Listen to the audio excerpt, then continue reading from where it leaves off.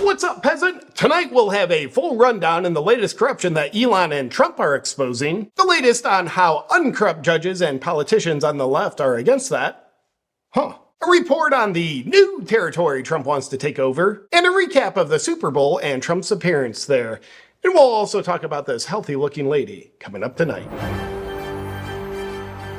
Good evening. This weekend, while President Trump was flying over the Gulf of America, he made a rather stunning announcement about Gaza, the long-fought-over territory between Israel and Palestine. I'm committed to buying and owning Gaza. This move is in line with the precedents that moms everywhere have set. If you two can't share it, then no one gets it. I'll take it instead. And as Doge continues to expose massive waste and corruption, we have exclusive footage of Democrats trying to stop the corruption from being exposed, as you can see here.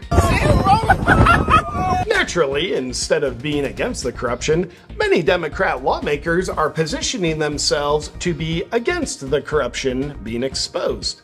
Take a look. Bring your ass over here! And that definitely doesn't make these fine leaders look suspicious, including Obama Judge McConnell, who is demanding Trump resume all paused funding. Makes sense, because it's certainly in America's best interest to not keep Iraq waiting for their Trans Sesame Street production any longer.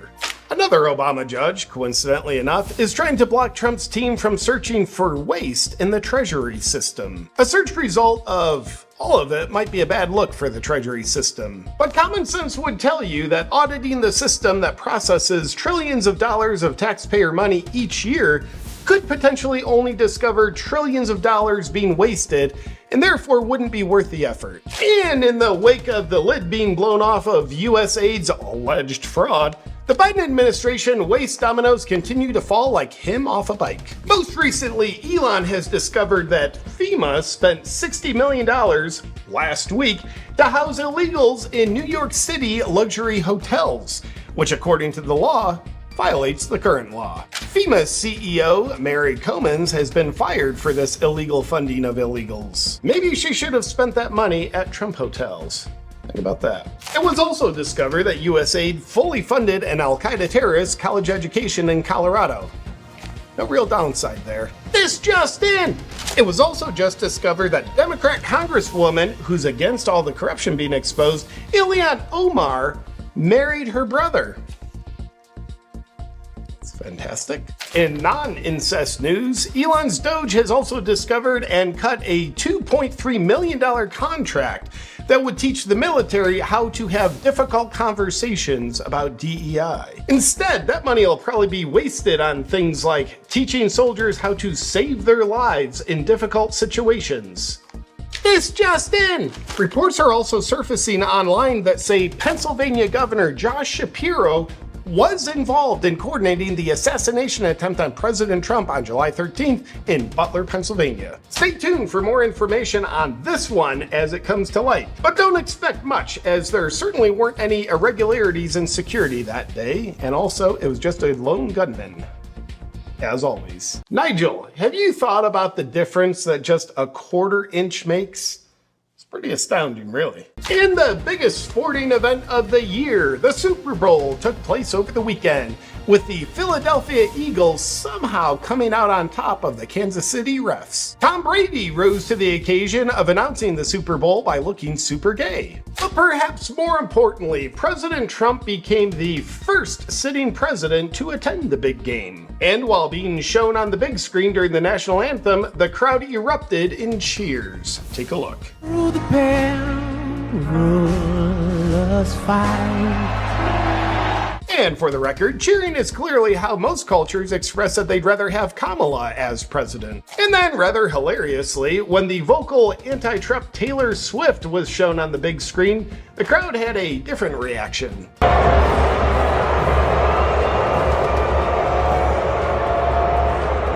That moment certainly wasn't lost on President Trump, who didn't hesitate to point it out on Twitter. Maybe we could treat her to Canada for a bottle of maple syrup or something. And the always sophisticated people of Philadelphia celebrated the Eagles' big Super Bowl win in a way that only they would. It was a beautiful, mostly peaceful celebration. And if rabies was a city, Philadelphia would be it. And here you can see Eagles fans celebrating by running a goal line offense against the police. Meanwhile, let's check in to see if Florida people have evolved at all. Golly, that looks like it'll end well. Got him! And congratulations to the Eagles on their big win. This just in! I'm bringing my stand-up comedy show to Las Vegas this weekend, February 14th through the 16th. Get your tickets at awakenwithjp.com. And in There Should Definitely Be No Term Limits news, Democrat John Larson was speaking on the House floor when he did a Mitch McConnell. Take a look. House and Senate is going to speak up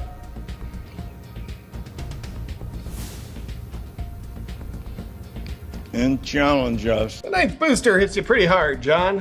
What else you got?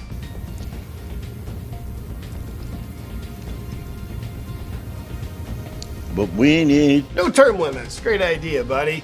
Meanwhile, in South Africa, the leader of a significant political party in parliament is making a DEI push for racial equity. Take a look. Is a white man. So these people, when you want to hit them hard, go after a white man.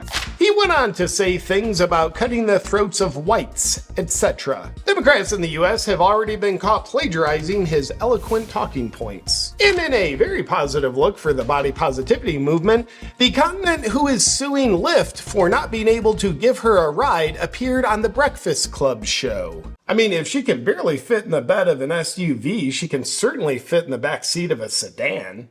The show started off well. It's the only seat y'all got? What you want? What you need? A bigger chair or something. Is she already little? Sure. After they brought her a couch to use as a chair, she went on making a case that society should accommodate people of her size. And it concluded with this. That's how it is. We go outside and people looking at us crazy like, we getting stared at. For what? Because we big? Yes.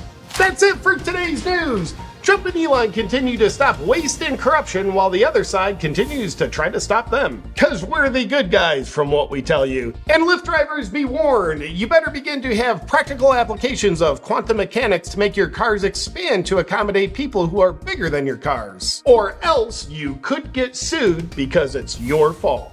Good night.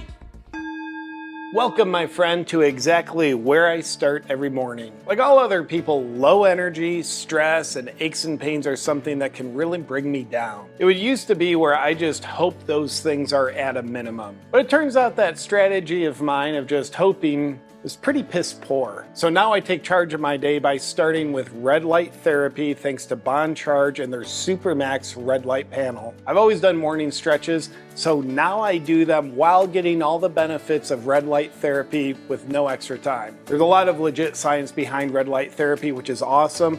Yet my personal experiences when I start my day in front of my Bond Charge Supermax panel, my energy is better, my aches and pains are less, and my stress always feels more on the peaceful side. Whether you're looking to feel more energy, sleep better at night, reduce stress in your life, accelerate healing, or have the benefits of the anti-aging effects on your skin, Bond Charge can help. By the way, to really capitalize on the anti-aging benefits of red light therapy on the skin, check out Bond Charge's red light face mask. And to bring the power of red light therapy into your daily routine, go to bondcharge.com/JP. And for 15% off, please use the discount code JP.